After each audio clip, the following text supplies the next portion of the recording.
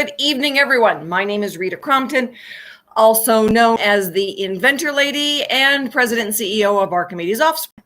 So I have had questions now recently about, uniquenesses of licensing agreements. Every once in a while I get somebody who says, well, I'm going to have my attorney do my licensing agreement. Most business attorneys have never seen a licensing agreement, let alone know how to negotiate one or what should be in one. So let's talk a little bit about, one, why it's a value, and two, what we really look for then is the nuance. All right, so when we look at an inventor licensing, you tee it up, you leverage what you've got, and then you go out the door to find somebody else who's going to make it, sell it, and send you a check. That's the basics, all right? When you're a startup, you're looking at $250,000 to $500,000 that you're putting into it, and nothing against startups. If you've got the bandwidth to be able to do that, good for you, all right? But for most inventors, they don't have the business acumen, the money, the deep enough pockets, or the time to do it. Everybody's, working and living and raising kids and all that kind of stuff. So for most inventors, retired, I get people all the time who are retired. They've been putzing around with something for years, and they go out the door and want to be able to now license it because they don't want to. All right. Deb out of Florida called me, and she's got a very cool idea, but she goes, I'm 64. I don't want to be doing this. Believe me, I understand. So again, what goes into the licensing deal?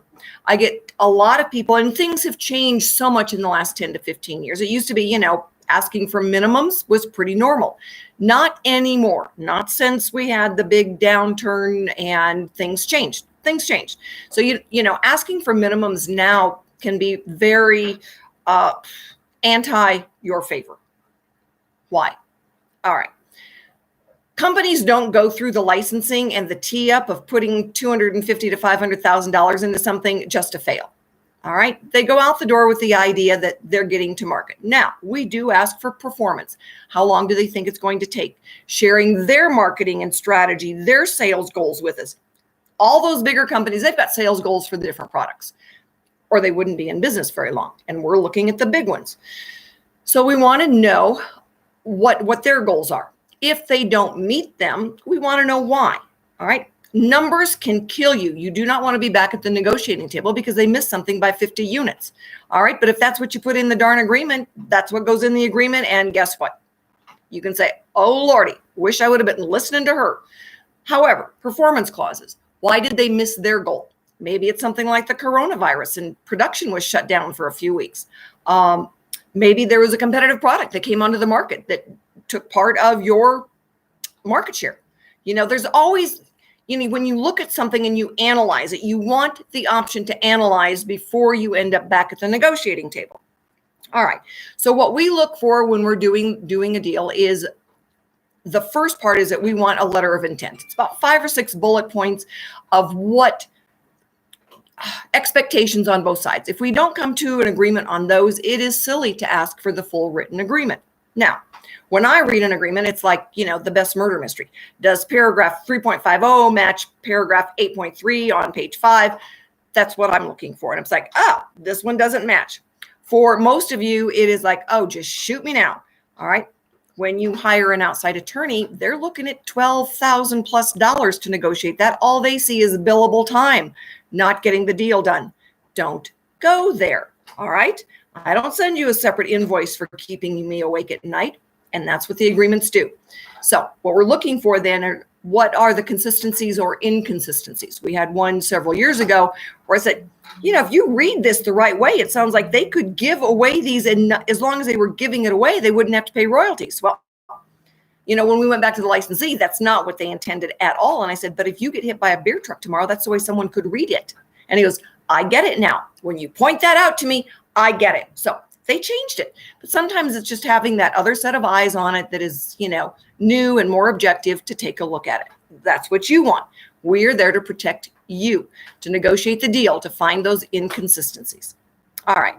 So what we're looking at then is how do we tee this up the best way? For some of you inventors that want to be that startup, that you've got the bandwidth, the experience, that kind of thing, by all means, go for it. All right. For the inventors who just say, really don't want to go down that road and spend, second mortgage on the house and have to sell my car and all that kind of fun stuff. Licensing is a good option because they're going to do the heavy lifting. And like I said, they're going to have a plan. They're going to have a marketing plan. We want to know, why did you miss it? Sometimes we can say minimum payments. All right. Not always. Sometimes they will buy back inventory or money that you've put into it as far as tooling or molds go. We ask these questions, right? We want to know that we're getting the best deal possible for you. So when we're looking at that agreement, then there's certain things we want to know, that if someone infringes on the patent, they're going to go after it. All right. We want to know that if there are industry requirements, they're going to take care of it. This is the heavy lifting that the licensee does so that you don't have to. And most of the time, it's like if it's for home health care, there are industry standards for that. They already know what they are. They already know the people in those regulatory agencies that they can contact and say, okay, we've got this product coming up. Let's get it taken care of. And they can do it a lot faster and a lot cheaper than you can. Yay. All right. So when we're looking then at the licensing as being a valuable option, right? For some inventors, and I was talking to a lady today, and I said, sometimes it doesn't matter how much money you have. All right. You can't get a spot on the shelf because you don't have the right connections, right? The other thing is that honestly, if you did get a spot on the shelf, you could sell 50,000 units in one of those big box stores and they send you a check, all right, that's you owe them. They're sending you an invoice rather than a check, right? How does that happen? Because they know how to play the game, all right? If the barcode's in the wrong spot, if the pallet was packed wrong, these are all things that trigger, all right, payment from you. So you sell 50,000 units, you're expecting a pretty nice check. All right. And you could get an invoice. Well, that stinks. So we want to make sure that when you're going out the door, all right, on this side of the pendulum, these are the things that you need to do. And on this side of the pendulum, this is what the licensee does. All right. So that you can't read their minds. They can't read yours. Expectations need to be written down. And that's what we want to be able to put into the licensing agreement. All right. They're going to take care of regulations. They're going to take care of any infringement. And sometimes that paragraph gets written that, they have the first right of refusal. Sometimes it's a partnership, but until it's written down, we don't know. So when we're looking then at laying out a licensing deal, all right, sometimes people will put a term in there. A good one lasts for the life of the patent. All right. Now, keeping in mind, the average shelf life of a product is 7 years. Patent is 20 years. What's going to last 20 years has nothing to do with how long the patent lasts and a lot more to do with how long the shelf life of the product is. New technology comes along and then all of a sudden, before you know it, you're out of luck. So you've got to know these things and you've got to keep it in mind.